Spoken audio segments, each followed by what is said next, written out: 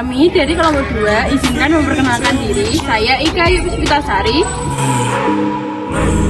Saya Andin Rizkyana Putri. Saya Faida Asmani. Saya Syifa Faridaya Ulfa. Saya Syifa Hairunisa Ramadhani. Di sini kita akan menjelaskan tentang sejarah gunung Kemiri. Ikuti kita ya.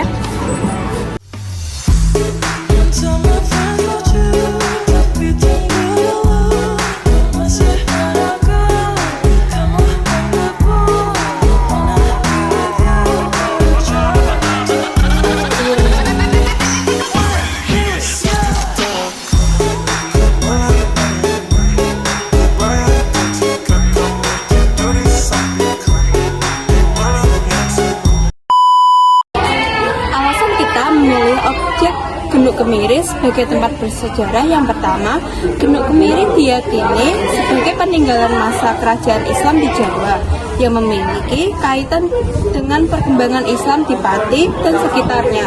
Tempat ini sering dikaitkan dengan penyebaran agama Islam oleh para wali atau tokoh agama setempat. Yang kedua, Gunung Kemiri tidak hanya memiliki nilai sejarah, tetapi juga menjadi bagian dari budaya masyarakat setempat. Keberadaannya sering dikaitkan dengan cerita rakyat atau mitos yang berkembang di masyarakat di Pati. Letak geografis Gunung Kemiri. Gunung Kemiri merupakan salah satu tempat bersejarah yang ada di Kabupaten Pati. Lebih tepatnya, berada di sebelah timur alun-alun Pati. Gunung Kemiri memiliki luas wilayah kurang lebih 1 hektar. Batas wilayah Gunung Kemiri berada pada bagian sebelah utara, berbatasan dengan Desa Kutoharjo. Di bagian selatan berbatasan dengan Desa Sidoharjo dan pada bagian barat berbatasan dengan alun-alun Kembangjoyo atau Desa Kalidoro. Dari pusat kota Pati menuju tempat Gunung Kemiri menempuh jarak sekitar 2,1 km atau sekitar 5 menit tergantung dengan kecepatan kendaraan. Secara astronomis, Gunung Kemiri berada di antara 6 derajat hingga 7 derajat lintang selatan dan 110 derajat hingga 111 derajat bujur timur. Dengan demikian, Gunung Kemiri berada dalam rentang koordinat tersebut. Menjelaskan tentang kondisi sosial budaya Gunung Kemiri.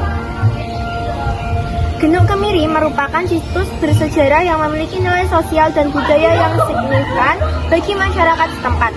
Situs ini terdiri dari makam Raden Kembangjoyo, pohon beringin tua, dan sebuah gentong tua bernama Genuk yang diyakini memiliki air keramat.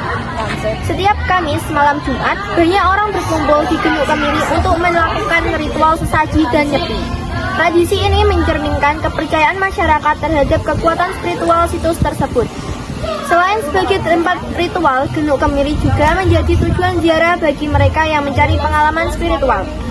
Mitos dan praktek ziarah di situs ini menunjukkan pentingnya Gunung Kemiri dalam kehidupan sehari-hari masyarakat Pati, terutama dalam hal penyatuan wilayah dan pola kekerabatan.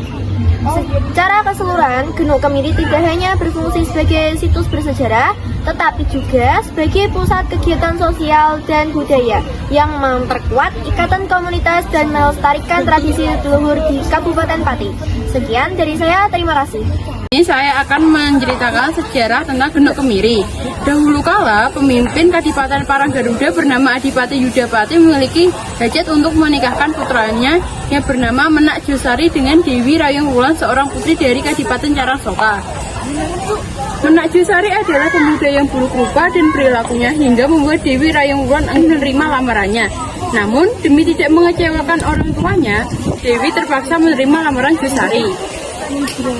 Dari pernikahan telah tiba, untuk mengobati rasa sedihnya, Dewi Rayung Wulan mengajukan syarat agar diadakan pertunjukan wayang dengan dalang Ki Sapayana di desa pernikahannya. Dewi Rayung Wulan berpesan pada Ki Sapayana untuk membawakan cerita wayang tentang pernikahan tanpa dilandasi cinta akan berakhir sengsara. Ki Sapayana tahu bahwa syarat tersebut hanya untuk mengulur acara pernikahan sebab Dewi tidak mencintai Menak Josari. Menak Josari merasa bahagia, akhirnya bisa duduk bersanding dengan Dewi Rayung Wulan yang berparas cantik di pelaminan. Di tengah pagelaran berlangsung, tiba-tiba Dewi Rayung Wulan berlari meninggalkan pelaminan dan menjatuhkan diri di atas pangkuan Ki Sapayana. Rupanya Dewi Rayung Wulan telah hanyut dalam cerita yang dibawakan oleh Ki Sapayana. Walah aku lari Kakang Sapayana. Kalau tidak lebih baik aku mati saja, pinta sang Dewi. Kondisi menjadi kacau. Ki Sapayana terpaksa mengeluarkan kesaktiannya untuk memadamkan seluruh penerangan di pesta tersebut dan segera melarikan diri dengan Dewi Rayung Wulan. Adipati Paranggaruda geram atas kejadian tersebut karena merasa terhina. Ia mengutus para prajuritnya memeriksa setiap rumah rakyat Carangsoka dengan kasar untuk mencari keberadaan Dalang dan Dewi. Hubungan antara Kadipaten Paranggaruda dan Kadipaten Carangsoka pun tak baik lagi. Di sisi lain, Ki Sapayana dan Dewi Rayung Wulan telah sampai di Dukuh Bantengan atau Trangkil, Panawon, Majesemi. Mereka berdua menyamar menjadi penduduk desa. Karena kehausan dan kelaparan, Ki Sapayana dan Dewi Rayung Wulan terpaksa mencuri mentimun dan semangka di sebuah lahan. Mereka tidak tahu bahwa lahan tersebut ternyata milik seorang petinggi Panawon Majesemi. Dari jauh, seorang penjaga lahan Raden Kembangjaya telah mengawasi mereka dan mengutus prajuritnya untuk mengepung mereka. Pertempuran pun terjadi, namun Ki Sapayana berhasil mengalahkan prajurit. Akhirnya Raden Kembangjaya turun tangan dan mengalahkan Ki Sapayana dalam pertempuran karena ia lebih sakti dari sang dalang. Lalu Ki Sapayana dan Dewi Rayung Wulan diserahkan pada sang pemilik lahan bernama Panewu Sukmayana dan mintai penjelasan. Setelah mendengar penjelasan dari Ki Sapayana, Panewu Sukmayana justru merasa kasihan pada mereka berdua, kemudian memberikan mereka tempat tinggal. Adipati Paranggaruda akhirnya tahu bahwa Ki Sapayana dan Dewi Rayung Wulan berada di Majesemi dan dilindungi oleh Panewu Sukmayana bersama Raden Kembangjaya, sehingga terjadilah pertempuran dahsyat antara kedua belah pihak. Panewu Sukmayana gugur dalam pertempuran. Mendengar hal itu, Raden Kembangjaya murka dan mengalahkan prajurit Paranggaruda dengan keris pusakanya hingga binasa.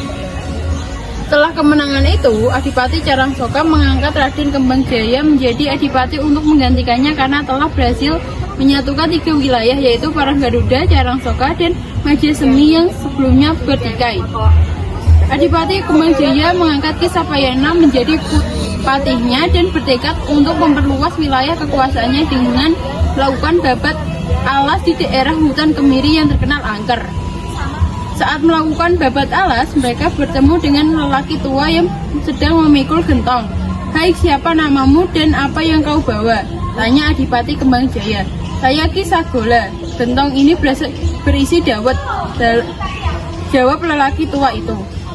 Adipati Kembangjaya terkesan dengan minuman dawet yang dibawa Ki Sagola, karena dawet tersebut terbuat dari pati yang diberi santan kelapa.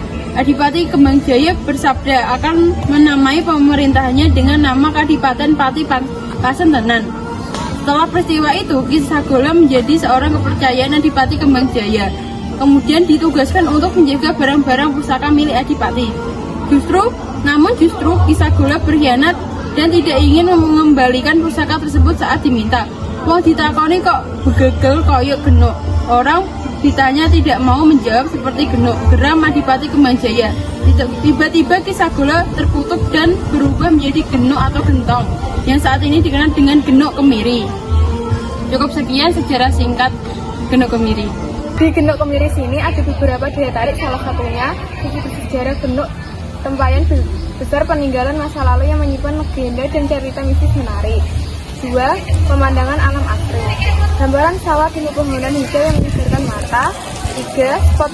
Spot foto instagramable, berbagai sudut yang cocok untuk berfoto dengan nuansa klasik dan alami. 4. Wisata religi dan budaya, dikenal sebagai tempat bersejarah dengan kearifan lokal yang masih terjaga. Aktivitas menarik. Sekian telah menyaksikan video kami. Terima kasih. See you.